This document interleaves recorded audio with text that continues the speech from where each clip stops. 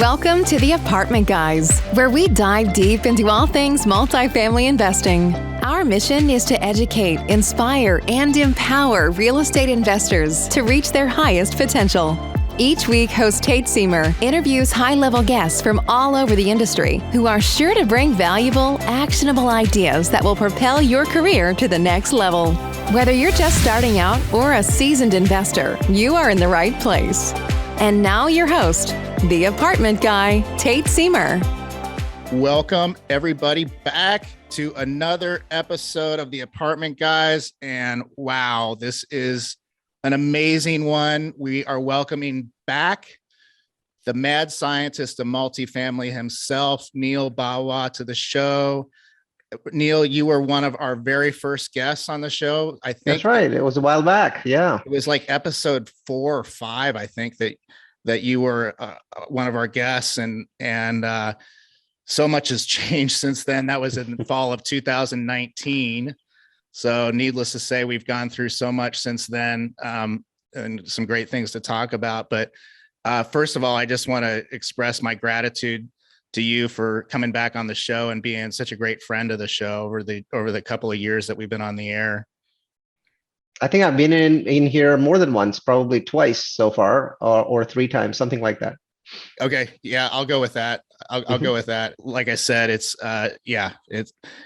just an honor to get to talk to you in any capacity, but to have you on the show is especially great, because you always show up with amazing stuff and really compelling data, and I can't wait to delve into this with you. So yeah, welcome to the show. Anything you want to start out with saying to the listeners before I start peppering you with questions? You know, I was telling my staff, I think this is just something that happened today. I thought I would share it with everyone. So, you know, we've just come off the greatest single year in apartment history, in single family history, right? So all of those things, we've come off the greatest single year. And there's a tendency that when you come off of this superstar, rock star year, there's a tendency to think, well, this year is going to have to be a downer to sort of adjust, right? To adjust to the fact that, you know, last year was like that, right? Because it really wasn't like this. It was zoop, right? Sure. And so there's this tendency to say, hey, this year is going to be that adjustment period. So I wanted to share something that happened earlier today with you guys. So as you know, Zillow is one of the 3 or 4 groups that forecast single family home prices. And while we live in the multifamily industry, we know that single family home price increases are actually the biggest leading indicator of multifamily. Because if you keep pricing lots of people out of the single family market, well, then they have to come live in apartments, right? So some people live in Class A apartments, that'll fill those up, and that'll get pushed down to Bs, and those people get pushed down to Cs. That's how the trickle down effect works. And so it's critical that we follow single family prices. Now, last year was the greatest year ever for single family prices. They rose by about 18%. Some vendors say 17, some say 18. And so when I'm looking at that, I was like, what does this year look like? So Zillow had a forecast that came out about 4 or 5 weeks ago, Tate, and it was at 11%. So I was pretty happy with that, because 11% after an 18% year is already room for, you know, it's something to celebrate. Sure. But this morning, Zillow sent an update, a public update saying, we would like to change our forecast because we were too conservative. We realized we looked at the data that's older. We're looking at new data. And because there is such a ridiculous amount of supply dislocation, disruption because of COVID, we're changing our 11% number to 16. Wow. What this means for everyone listening to this podcast that lives on the multifamily side of the fence is that we're going to have, if we get anywhere close to 16% on the single family side, we're going to have another incredible year of rent growth. Not in a year, but in a year and a half, because there's almost a 6 to 9 month lag between single family home prices going up and multifamily rents going up, because it takes a while for rents to renew, right?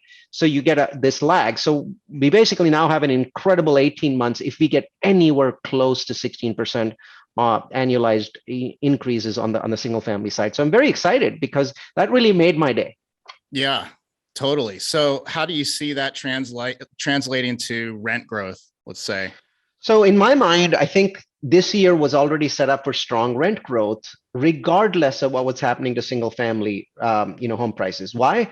Because of inflation, right? So the economy right now has true inflation, not just rent inflation, but true inflation of all types. It's somewhere in the 6% range. And what I went back and looked at, like rental increases during periods of high inflation, especially the 1980s. Basically, rents always stayed ahead of inflation. So if inflation was at 12%, then rents were at 13 or 12, right? So but they were never at 11, right? Rents didn't stay below inflation. They either stayed at inflation or mostly above inflation. So I think with inflation, likely it was 6% last year. Remember, this year I think it's going to slow down. That's when the Fed increases interest rates, that pushes inflation down. So I think it's going to be somewhere in the 4%. So I'm betting rents are going to be, nationwide rents are going to come in at 6 or 7%. Last year was highest rent growth in history, and that was at 13% for the year, though many markets, like the market you're in, the Utah markets, did much better than that. The Phoenix market was at 29%. And so these are crazy numbers, because when we created a 10-year pro forma for a project, about 3 years ago, we forecast 30% rent growth in 10 years. Right. And two of our Phoenix projects hit 30% last year. I keep hearing that story over and over again, where everybody's achieving their pro forma 5 years or 7 years or 4 years in the first year. And going ahead and either cashing out, recapitalizing, or leveraging up, or refinancing at that point. Well, you should be hearing that story, right? So I just wanted to read off some of the accolades of last year, because not everyone here realizes just how outrageous last year was, right? So these are just some of what happened last year. Greatest annual price increase for single family home. Greatest annual price increase for multifamily homes. Greatest rent increases for both single family and multifamily. Highest cap rate compression in a single year. Greatest per unit price increase in a single year, highest transaction volume for both single family and multifamily, the largest absorption rate in history for multifamily, highest occupancy rate of all time for multifamily, and finally, lowest cap rates in history for multifamily product in 12 markets. That's last year. Yeah. And in the middle of a pandemic. It was crazy. I mean, I thought last year was going to be good because of all the money injected. But when at the beginning of the year, I was basically saying, look, this is going to be like up and down, up and down. Every time COVID happens, you lose jobs, and it's going to go up and down. We were all wrong. Everyone in the industry was wrong. There was no down at any point in 2021.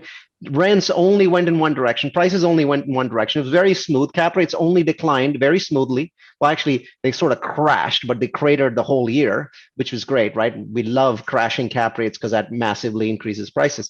So, yeah, I mean, just an absolutely unbelievable dream year. I can't imagine what more I could ask from God if I was asking for a perfect year. Yeah, maybe a little more inventory. Well, then the inventory would reduce the prices. So right. No. I know. Yeah, absolutely. That's the only thing I can think that I would ask God for at this point. Just deal flow.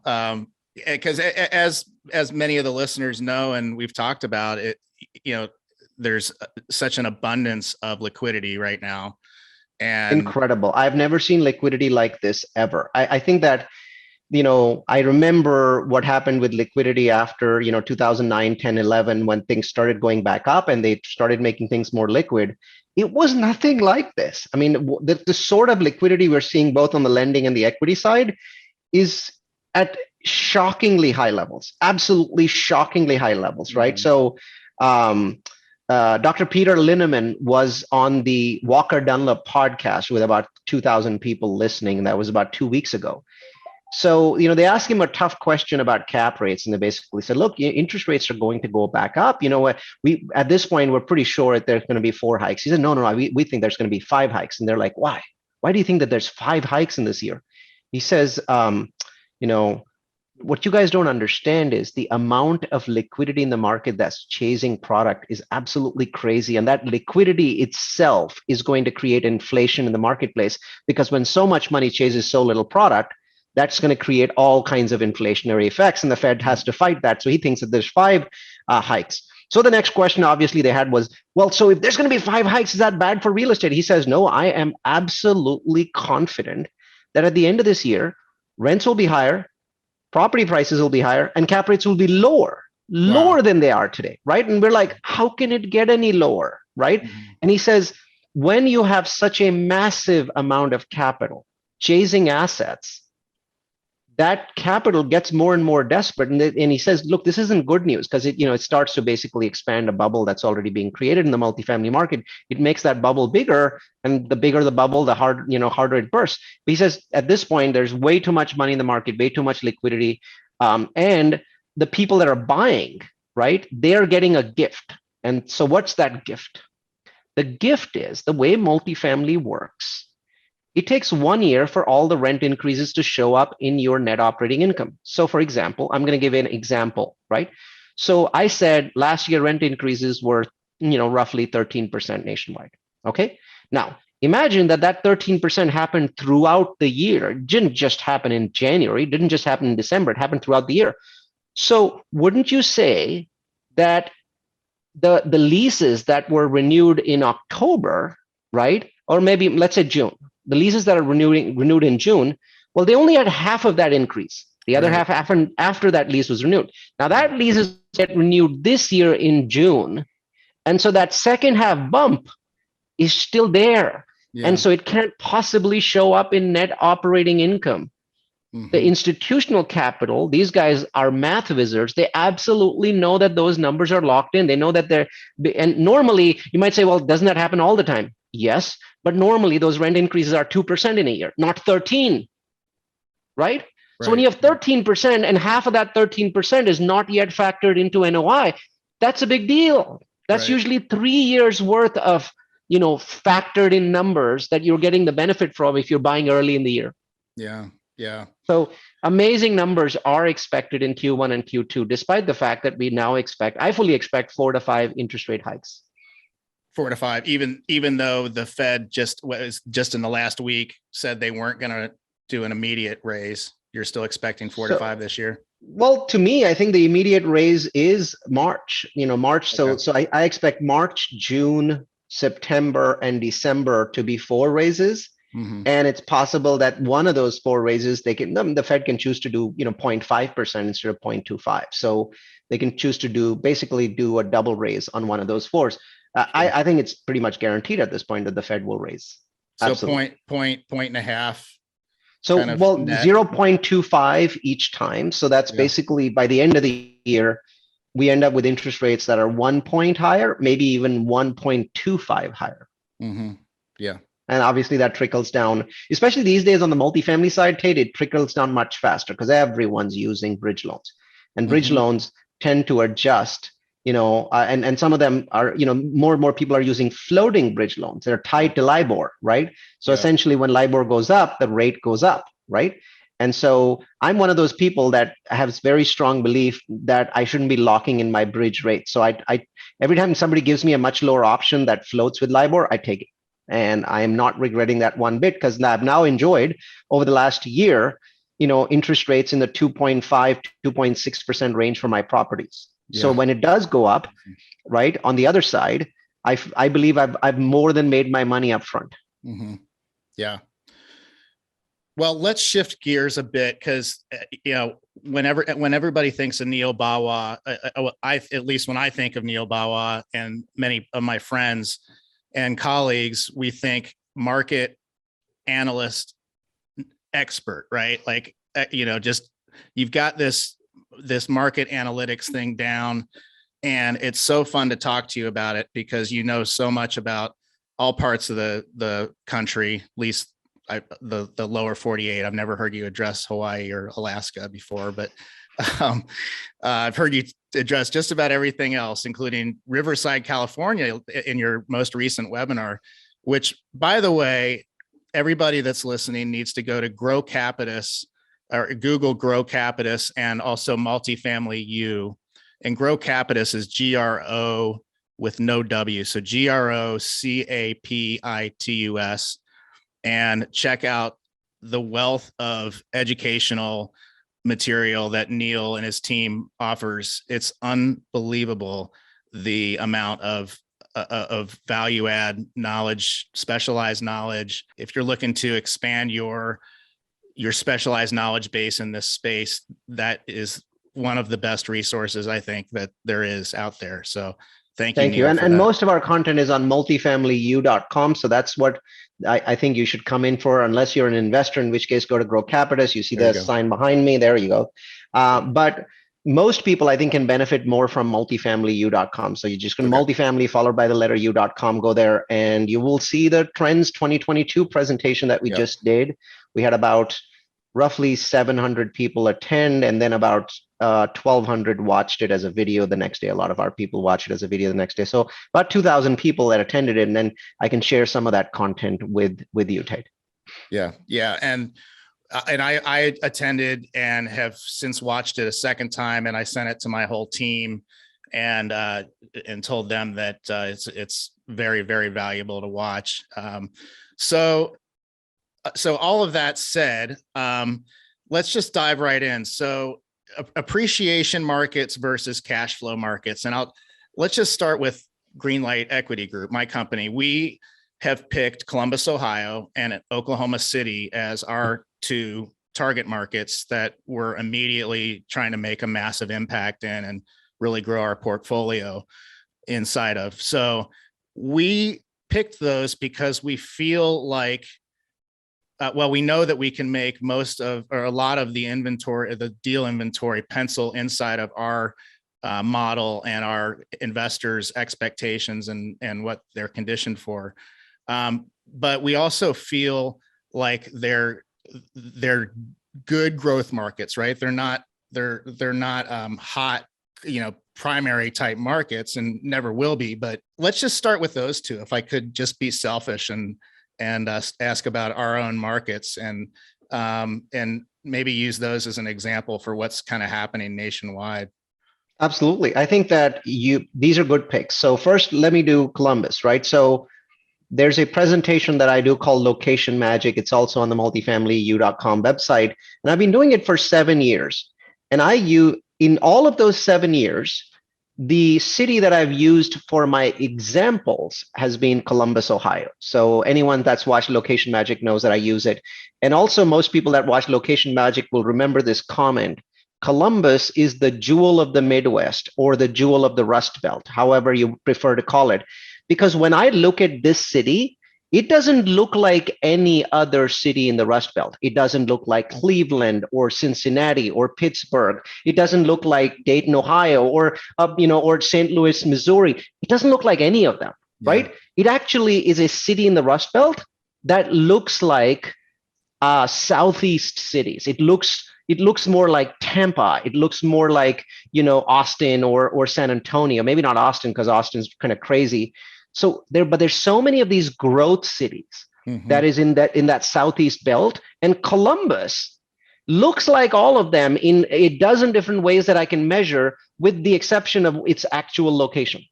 Right. And so when I look at that, I go, wow, this is incredible. Because when people ask me, so is Columbus one of your top 5 cash flow cities? I say, no, Oklahoma City is in my top 5 list, right? Which I gave to people, last week. You heard me say in my top 5 cash flow cities, I'll put Oklahoma City. But I didn't put Columbus in there, because I think if you do that, you're kind of shooting yourself in the foot, because you're saying this is a cash flow market. And to me, no, Columbus is one of the best examples of some cash flow and lots of appreciation. Some cash flow and lots of appreciation. Where if you go to like something like Austin, it's all appreciation, right? How do you get cash flow in Austin today, right? So I think it's a terrific example. Now, Oklahoma City is even a little more balanced. So there you're getting a significant amount of cash flow and a significant amount of appreciation, right? So when you look at different cities, one of the first things you should be really looking at is population growth. So the technical leaders of cash flow in the United States are not Oklahoma, are not Columbus. The technical leaders are Birmingham and Montgomery, both in Alabama, Buffalo in New York, Cleveland, then Pittsburgh and Dayton, Ohio. These are 6 that are considered cash flow leaders. The problem with all 6, they're losing population. Now, Buffalo isn't losing population, the others are, but still they're flat. But when you look at population gains in Oklahoma City or Columbus, they're very robust and very continuous, right? Mm-hmm. Obviously, Columbus is slightly on a higher scale than Oklahoma City is, but neither one of these cities is doing poorly for population growth. When you compare that to the price per door that you get in both of these cities compared to what you would get, let's say, in a really hot city like Nashville or in Tampa or anything in Texas, you're paying a lot less. And so there's a lot of value there with Oklahoma City. And you might say, why is it that you don't invest there, Neal? My answer is this. I have convinced my investors that I know where to get appreciation, and I've convinced them to live with that risk. Right. And I use very unusual strategies like super value add to basically go out to those markets and give benefits to my investors. I don't expect anybody else to do super value add. As far as I know, I'm the only one in the US that does them. So just since I haven't defined this for your people, value add is the process simply of buying a property and then upgrading all the units and bumping rents. And usually you can bump them up $150 to $200 once you upgrade the units. Super value add is the process of buying properties where the property was zoned for more units than the property has today. So back in the 1980s, certain parts of the Southeast, you would have properties that are zoned for 250 units, but back then they wouldn't build 250 units simply because the market wasn't there at that point in time in the 80s, because those were not hot markets then. And so I go in, and before I buy the property, I talk to the city to see if I can actually build more units. I have a very Lego block product that I build there, and I just simply match the outdoor paint. The insides don't look anything like the rest of the property. The outside do, because I don't want it to look different. And so I go in there and I plop, like almost like SimCity, click, plop. I plop in 12 or 13 months a new building, right? I can only do it in certain cases. I can only do it in places that have plenty of parking and a significant amount of zoning. So for example, I've just finished plopping and selling a building that had 151 units, and it was in Georgia, right? So that's one of the hot states in the US. Yep. And I knew that building was zoned for 237 units. So first, to prove, I wanted to break it into two. So I plopped 29 units. Those 29 units created $31,000 a month in income, but only $2,000 a month in actual expenses. And most of that was property management. I didn't change anything. I didn't tweak anything else. $29,000 a month is $360,000 a year of NOI. Right. And at 5 cap, you know what that means, right? We made $7.5 million more on that property. So the investors exited at 50%. And then what I did was I did a very public sale. And then, the price went up to 23.3 million. I bought it for 11, right? So obviously happy day. And I bought it, that top offer, I bought it back because I know that property actually is zoned for 237 units. And I'd already gotten the city to agree that I can build another 48 units in writing, right? Yeah. So now I'm doing super value add 2 with the same exact property. Wow. And I 1031 all of my investors' money over. So essentially my investors kept the same building, ended up with double the amount of money, right? And are now basically going in for another journey. So that's called super value add. So I do those kinds of things, so I'm able to buy in expensive markets like Georgia, or I just build them from scratch. When you build something, you don't have to pay a 4 cap rate today. Right now, anybody buying a value add is paying a 4 cap just about everywhere in the US. And we build a property to a 6.5 cap. Mm-hmm. When the property is done, right? When you look at how much money you spend on it versus how much is coming in from rents, it's now a 6.5 cap property. Now, obviously, there's significant risk there for new construction, but I only bring my investors in when a lot of my zoning stuff is done. Like, for example, right now, there's a couple pieces of land that we haven't zoned yet, and so our deal with our investors is if we fail at zoning, we'll buy it back. We'll buy it back from the entity. The entity, yeah. And we'll provide another zoned property. Yeah. Right? Hasn't ever happened to us, but because we tend not to actually open a project until we've gotten to that point and beyond that point already. So 6 or 7 of the projects we're working on right now are already zoned. So bottom line is that works for us in expensive places. But to finish that thought, Tate, I think both of the cities that you guys are investing in are very strong cities. Cool. Good to hear. We've known that, and I've been a Neal Bawa listener and learner for a long time. So I've heard you talk about Columbus in particular. I have to ask you about Cincinnati because I think there's some uniqueness there, and that happens to be my hometown. I live in Salt Lake City, and I have for 21 years, but my whole family's still in Cincinnati, and it would make a lot of sense for us to move there next in terms of expanding. But does it sit there with Dayton and Cleveland in terms of? Yeah, no. Okay. So I'm going to just simply rank this set for you, right? Columbus is up here. Oklahoma is one step below that because it doesn't appreciate as fast as Columbus. And then you've got Cincinnati, and then Cleveland and Dayton, in my mind, are a set of four. Why?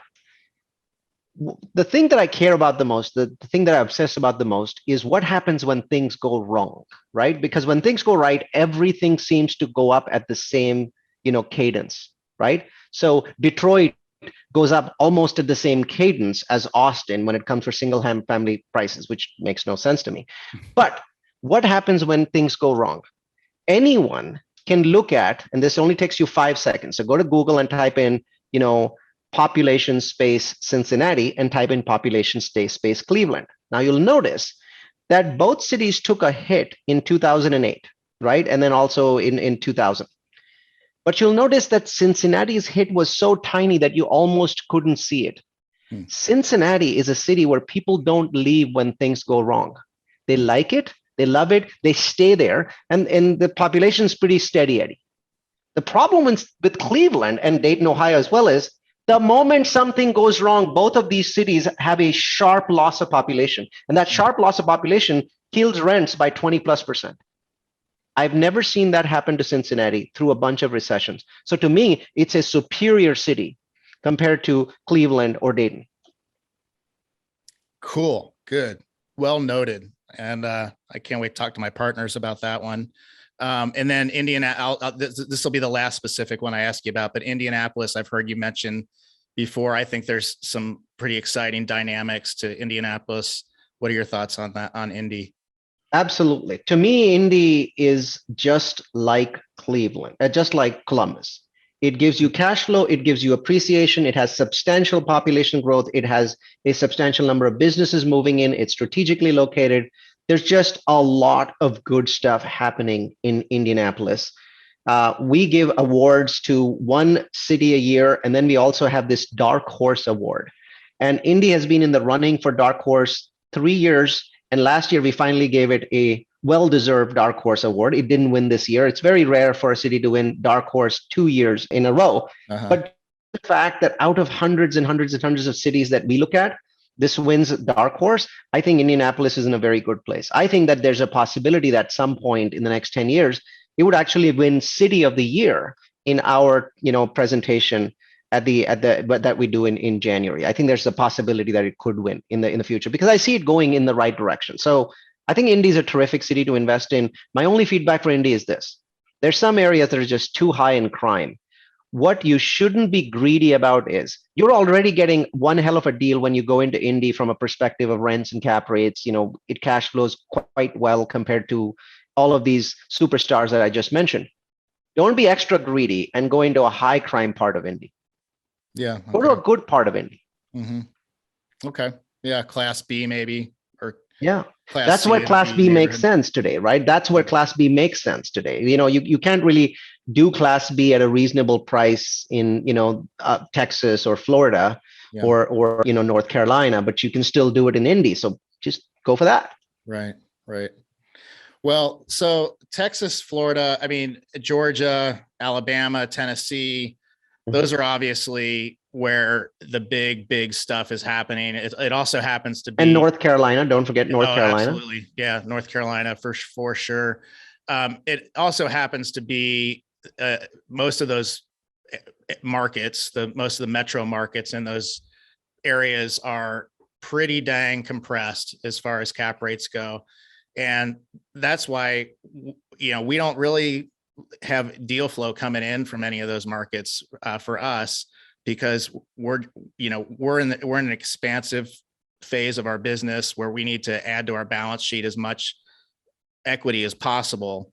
And while and we're based in Utah, so it would, obviously geographically make sense to to invest in Utah, but it doesn't make sense for us in our model because No. it just stuff's just too dang expensive, and you've only got the value add play in those markets. Yep. Which is speculative, right? Like you don't know. Things could go south, and then you're not paying for the building because you bought it for too much. That makes sense. Yeah. That makes sense. I think that there's still money in smaller cities in Utah. So I would definitely consider investing. This is the trend. I see institutional players stepping down where they would used to invest in gateway markets like Boston, New York, Los Angeles, the San Francisco Bay Area, and Miami. And then they started stepping down. And so in the last year and a half, we've seen them invest in Phoenix and Austin and, Raleigh, North Carolina. That's really where their money's been going. And now today in 2022, their money is actually going to tertiary metros. They're investing in places like Tucson. They're investing in places like Knoxville, Tennessee, instead of investing in Nashville, Tennessee. So they're going down a step. They're investing in Greenville, South Carolina. And so as the institutional money goes to these markets, they're also beginning to compress. So I would say there's still smaller markets that I'm looking at in Utah, St. George. I don't look in Salt Lake City. I don't look in Provo. I think that train has passed. But I look in Logan, and you might say Logan's not even a city, it's a town. Yes, but it's a very profitable town. Yeah. It has the lowest unemployment rate of any city in America. Wow. So I look at those kinds of numbers, right? I'm not looking to buy a 300 unit property in Logan, but I wouldn't mind, taking a 150 on. And you might say, Neal, at this stage in your career, why are you buying 150? Shouldn't you be buying 300-400s? The answer is, I would if they were available at a reasonable price. Mm-hmm. I'll much rather say, well, it's just more work for my asset management team, and I'll take a 150 in Logan, right? Or I'll build 100 units in Logan. Remember, building 100 units is the same as owning 160 or 170 units. Kind of a same dollar numbers that are involved, same amount of work, and same money. So I'll much rather take that. We just lost a bid in Logan that was 106 units, and 3 people came in ahead of us. So people know that these are great markets to invest in, but that's Utah. There's definitely other places to look at as well. I also recommend tertiary metros in Florida at this point, right? So you've got, Cape Coral, Punta Gorda, Fort Myers. I mean, there's just so much happening at this point of time in Florida. It is astonishing. I tell people each year, I talk about the states that are really blockbusters. Last year, I talked about Utah and Idaho together being 2 states that were going up together like crazy. And we've seen that incredible increase in places like Boise and also Salt Lake. This year, it's Florida. I see incredible increases in Floridian markets, mostly in tertiaries, but also in major markets, Orlando, Jacksonville, Miami, and also Miami metro cities, like places that are 20 or 30 miles from Miami. Absolutely astonishing numbers. And the best of them all at this point in time, I think, is Tampa. Yeah. The surrounding markets around Tampa. Yep. Yeah. St. Petersburg, going all the way down to Sarasota. Those markets are pretty strong.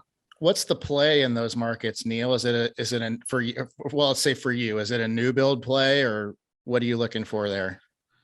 I speak as a demographer. I currently have no offers, and I haven't had any offers in Florida for the last 6 to 9 months. And people, you might say, hey, you're just talking about this stuff.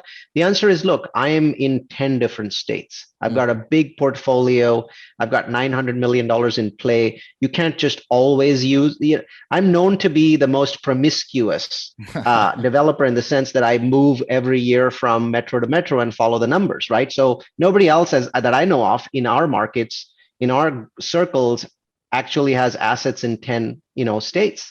I do, but each additional state becomes harder and harder. So we haven't gone into Florida. So we have nothing to pump, nothing to dump. We're just saying, look, the data is pointing to Florida. We're busy with Texas, which is a close second at this point in time, but it's not quite there in terms of how hot Texas is likely to be this year. I do think that the part of Texas that we're investing in, Central Texas, which is basically the corridor between San Antonio and Austin, is as hot as Florida, but even that is not going to be hotter than Florida. Yeah, I love that San Antonio and North area. I think that's just a fantastic place to be. That's awesome. Amazing. So let's shift gears a little bit and talk. We talked about cash flow plays, appreciation plays. I don't want to spend too much time on those, but what's worth paying attention to, I guess, trend wise in the appreciation markets? It's Austin. So I think keep in mind last year, Austin crushed everything else in the US in terms of home price increases, 44%, right? Nothing came close. Now, Phoenix beat Austin handily when it came to rent increases, but remember, it takes a 12-month, it takes 12 months for home prices to go up and then rents to go up. So I think Austin's going to have incredible rent increases this year.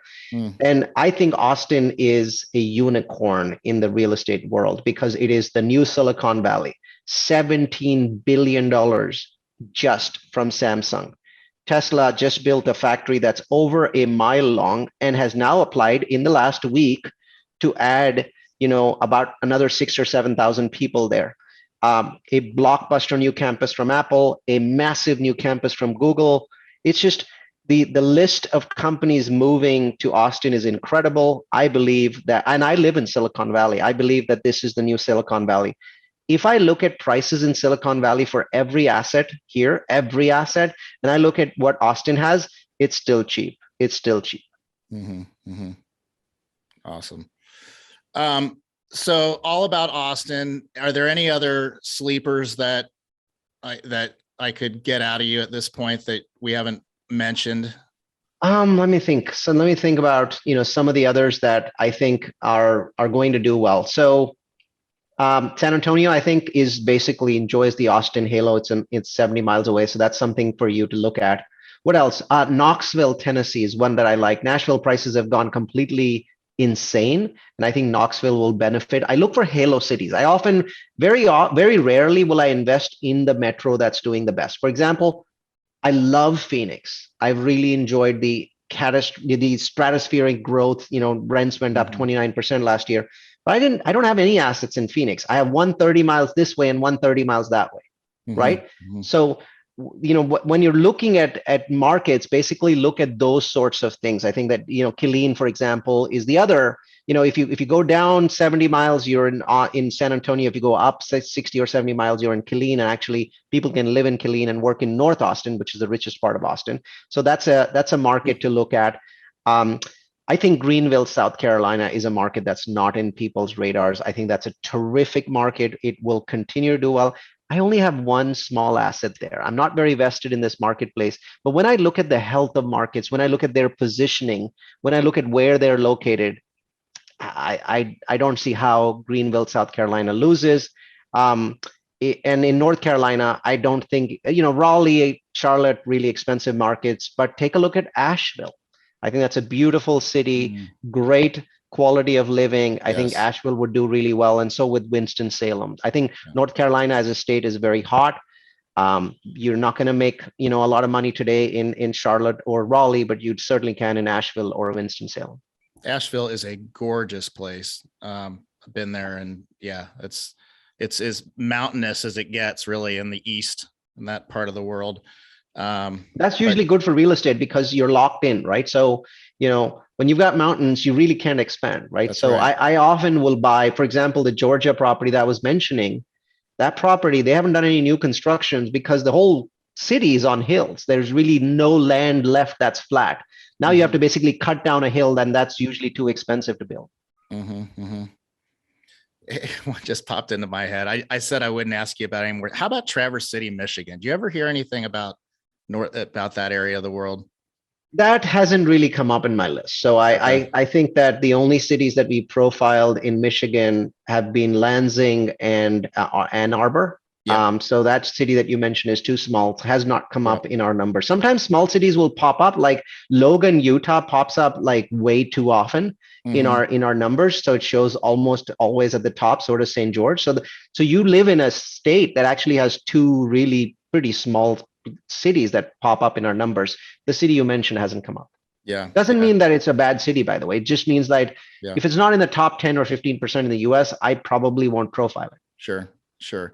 And one last one, you mentioned in your webinar, the 2022 real estate trends. Listeners, go find that on Multifamily U. But you mentioned Ogden, Utah. That's an hour from where I live, and I love Ogden. I love the situation that it's in as far as the geographics around it. The economy, it's right in the path of progress. It's like the last city. It's the last city left. It's the last city left that has some appreciation. Well, I shouldn't say appreciation. It's the last city that left that has some organic appreciation, not cap rate related, but has some organic capability for rents to grow, just from salary growths. So that's the last left.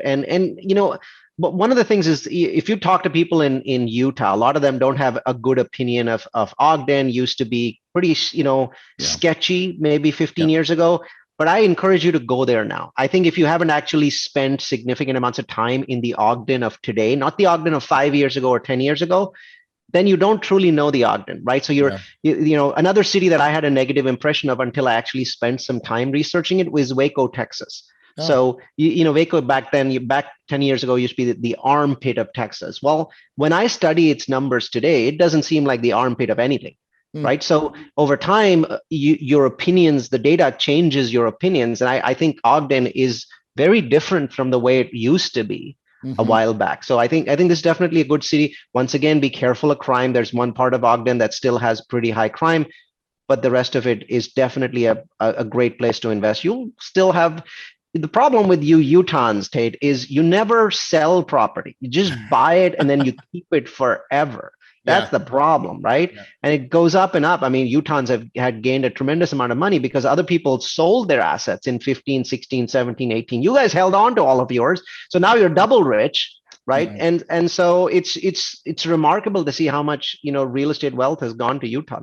You still think that Salt Lake City has a lot of upside?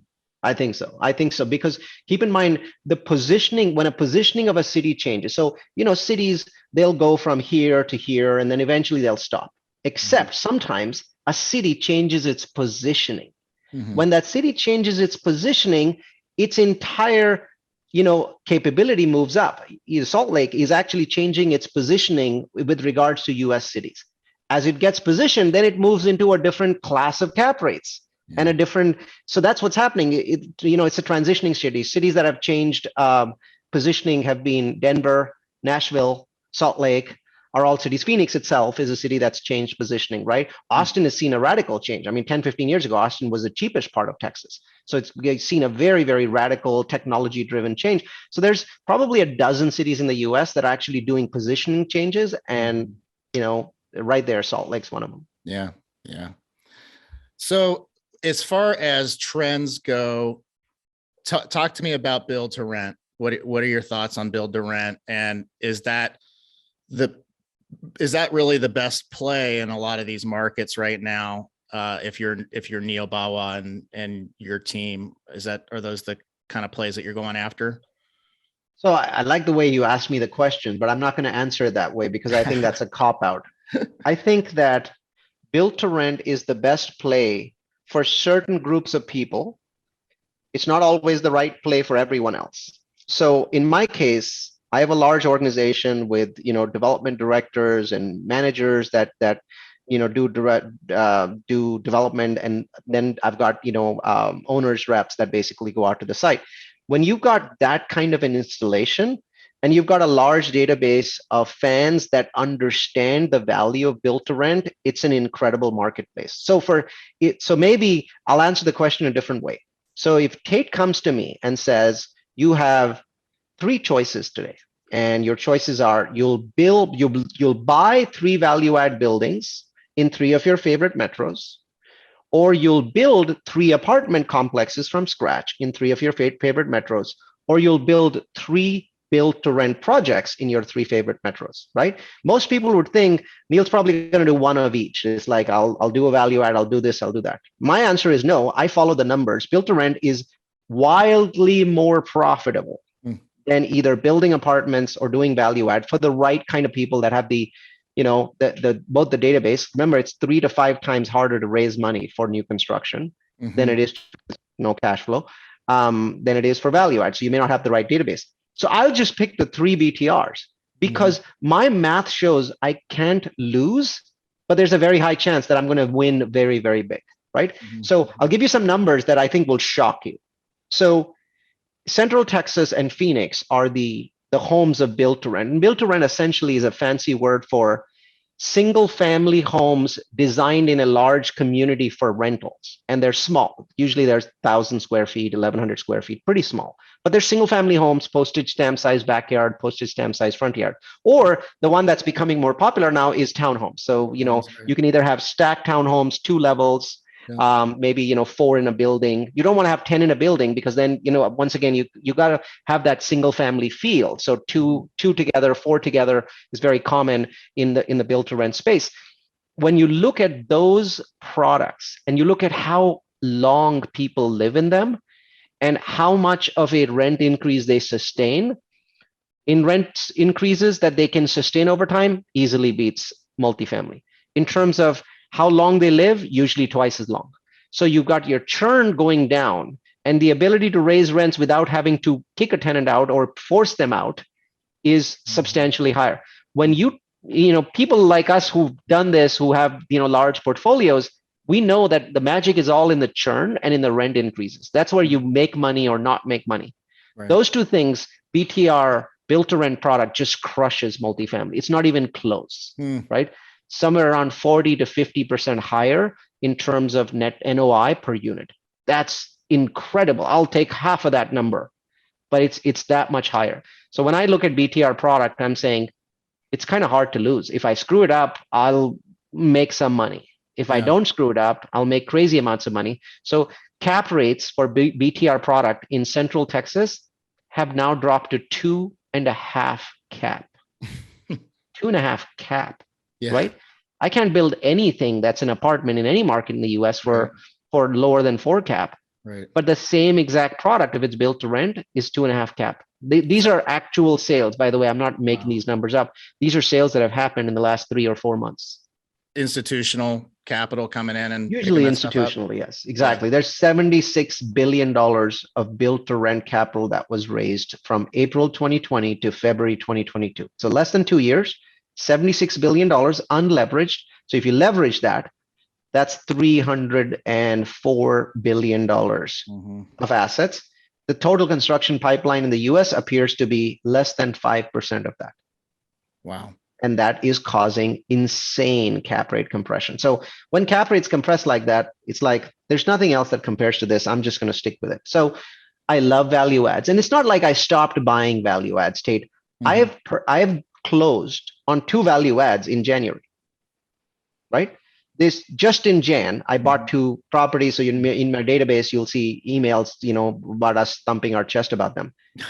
But that's not the core of our business anymore. And unless I see those 2.5 caps go back to 3.5, I'm just pushing as hard as I can on the built to rent side. All I can say is for most people, it's dangerous because new construction requires an astonishing skill set compared to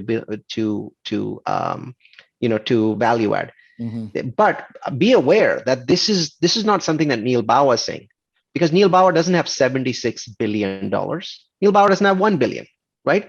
$76 billion was raised for built to rent. So other people absolutely and 100% agree with me when it comes to built to rent, and it's going to start impacting multifamily in about 2 years. Because in 2 years, the initial set of BTR product will deliver and start to compete with Class A, push down Class A prices, which will push down Class B, which will push down Class C. So there's going to be an impact. Interesting. That's not an impact I would have anticipated. It makes sense, but you just don't ever hear about downward force on rents these days. It's not really downward force. Maybe Class A rents would have gone up by 7%, and now they're going to go up by 2%. Sure. So then that pushes down the Class B growth. Right. Okay. So downward is maybe not the right word, but it can significantly impact the growth that you were going to experience if that BTR product hadn't come into the marketplace. That BTR product also is much better looking. I mean, people don't want to live in apartments for more than a few years. BTR, they're like, this is my home. I'm going to just live here forever. That mindset is I've never seen with apartments. Yeah. And you can see why. Like, people get their own home, their own yard, their own backyard, their own garage usually, and they're nice places, nice communities. On your projects, what's like an average unit count on size on these projects? So I like to build more properties rather than like build blockbuster 300, 400 units. So the largest project that we are currently engaged in is 266 units, and that was a very weird one-off. But a lot of them are 150 to 200 units. Institutional grade investors like to buy at 150. So especially newer product, they'll buy 150 all day long. So that 150 to 200 is kind of our sweet spot at this point for we raised $70 million from our investors on November 18th. So we only did one webinar basically to raise that money. And that was 8 projects. I think the average is about 180 units for those 8. By the way, listeners, he just said he raised $70 million in one day, right? Neal, did I hear that right? One day of presentation takes 45 days for the money to come in. Sure. That's amazing. Amazing. Other trends in the multifamily space that you see that are important to take note of as we go into the kind of the heart of 2022 here? I think the big one is remote work, right? So anyone who thinks that remote work was a COVID only thing is delusional, right? Let me break it down for you. There was this survey by Gallup of employees. 60% of them prefer to work remotely as much as possible in a post-COVID world, right? Other surveys show 83%. So, fine, employees want to work, remote work after COVID, but what about companies, right? Reuters did a survey of 1,200 C-level executives that said as many as 34% of employees would work remotely in 2021 last year. So that number came in about right. And possibly 10 to 15% for all time in the future, right? So what does that 10 to 15% mean? It doesn't sound like a big number. It's a game changer for real estate because these white collar workers, these office workers, they're more in demand than blue collar workers. And because COVID has accelerated retirements in the 55 plus category, these white collar workers, they're projected to have incredible bargaining powers with employers in the next 5 years, much more so than they did before COVID. Now, this new bargaining power means that we should now have, that's the number, 12 to 22 million white collar workers that can live anywhere in the US, work from anywhere in the US. And what's funny is, Tate, most people think that these moves actually happened during the pandemic. We're done with that. Yeah, more Americans moved in the pandemic than ever before, but those were short-term moves. They moved to be with family. They moved away from dense cities. But eventually, over the last year and a half, a lot of those people moved back. Now, Tate, they're researching, they're planning, they're talking to family about the permanent move. And we estimate that over 10 million are going to move permanently in 2022, 2023. And those are gigantic numbers. And where are they going? I mean, they're going to Florida, Texas, Arizona, Las Vegas, Nevada, North Carolina, Georgia, Tennessee, Utah, Idaho, right? Idaho, in terms of percentage, is getting the largest increases in population, and Utah's right after that, number 2. So Idaho, Utah in percentages. In terms of raw numbers, as you can imagine, big states are Florida and Texas. So those are the 2 big states winning in terms of numbers, and Idaho and Utah are winning in terms of percentages. Those are huge numbers. Something has changed. It's massive. It's incredible. And it's changing cap rates, right? So you've gone from Boston, Los Angeles, New York being the top 3 markets in the US for cap rates to now the top 4 markets in the US are Austin, San Antonio, Phoenix, and Dallas. Yeah. And all of that happened in the last 12 months. So we're still at the beginning of this. And New York City's around 10 now, right? 10th? It's 10th, and I think it's going to drop out of the top 10 list by next year because it's still declining. Cap rates there are not declining, which means the prices are basically stable in New York City, and everywhere else cap rates are declining, so it's going to fall out of the list. Right? Imagine that the Big Apple's not in the top 10 in the US, right? This is a different world. Yeah, sure is. Sure is. Do you see that changing with New York? Just is its own beast, and I mean, it's so resilient in so many ways. It's incredibly resilient. There's nothing wrong with the New York market, right? I mean, it's still a low cap rate market. People love living in New York.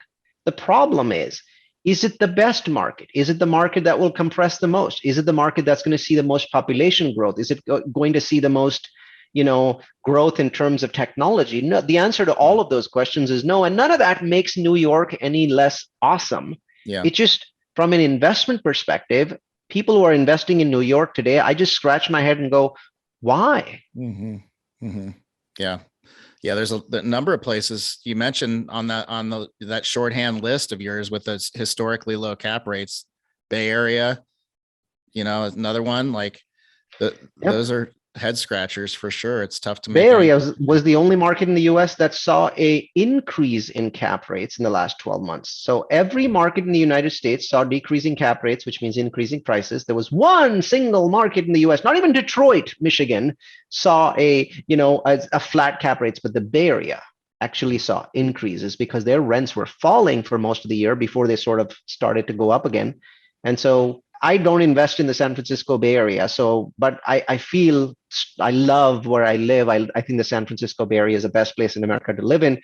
And so I feel a little sad that we're going to become an also-ran if our government doesn't turn things around. So I think California has got the most crazy government in the US. I don't think that I can't think of one other government that's as loony as our government. And I really hope that they can turn it around. Mm-hmm, mm-hmm. And by the way, California hasn't lost population ever, right? But in 2020, California lost population. And what's even scary is most of the population loss, you would think it was Los Angeles or Sacramento. No, there was really no population loss anywhere except the San Francisco Bay Area, which is the beating heart of California, which is where all of their tax revenue comes from. People are leaving, right? So if that doesn't send alarm bells ringing in Sacramento, I don't know what will. Yeah. Yeah.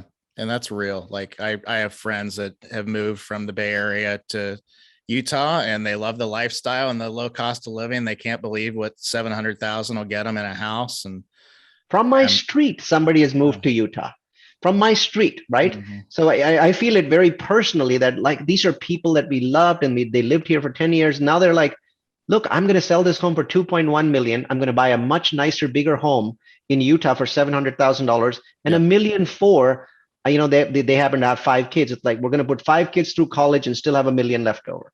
Yeah. How can you even argue about that? Right. It's just like, okay, well, good for you. Yeah. Yeah. That it is sad though, in a lot of ways, but well, Neal, this has been amazing. Unfortunately, we've kind of run up against time here. Just fascinating conversation, fascinating information as always from you. Are there any last takeaways you've dropped so many wonderful things on us to take away from this, but any last words of wisdom to our listeners here? I think I'd like to just go with a phrase. I think you've heard it from me before, but maybe not on this podcast. And it says, the Bible got it wrong by one letter. It is not the meek that shall inherit the earth. It's the geek. The geek. We're going to inherit the earth. We're already inheriting the earth. Richest man in the world, geek. Second richest, geek. Third richest, geek. Are you seeing a pattern, Tate? Are you seeing a pattern? Yes, I am. I'm seeing that pattern. I like it. That's a good one. I'll take that one, and that's going to be that might be the title of the show. Sounds good. Geek shall inherit the earth. Well, sir, thank you again so much for being here with us and for taking this time and sharing all of the wisdom that you have. It's just a fascinating space to get to share with you whenever I get to talk to you, and I'm looking forward to your presenting at the Best Ever conference here at the end of the month, I believe, aren't you? They invited me, and I may or may not go. I'm still talking with Ben Lapidus, who is the CEO of the conference, and he and I are texting back and forth. So we'll see what happens. Well, I hope you make it. I'm planning on being there, and I hope you make it. And listeners, this is the beginning of February 2022. We're talking about a conference, the Best Ever conference at the end of the month here. So in Denver. Yeah, in Denver. So this episode will probably be out before that. So. And Neal, if listeners want to get in touch with you and learn more about all of the wonderful stuff that you have to offer, what's the best way for them to do that? Well, I have a very unique name, Neal and space Bawa. Just hit enter in Google. I think the first 500 articles are all about me. So good, bad, ugly. If there's anybody bitching about, a Neal Bawa, they're probably bitching about me. Good things probably about me too. So check it out. Yeah. And multifamily for those of you that want to learn more and about our webinars. See all the webinars that are available. It's just a wealth of resource. So Neal, thank you again so much. Really appreciate you. Thanks so much for having me on the show. You bet. You bet. Listeners, thank you for listening to another episode of the Apartment Guys. I encourage you to reach out to Neal, to me, use these resources that you've taken notes down on, hopefully, or mental notes, and get out there and get busy and grow your business, and let us know how we can help in the meantime. So with that, listeners, I'll bid you a good week, and go get them. Take care, everybody. I got to go.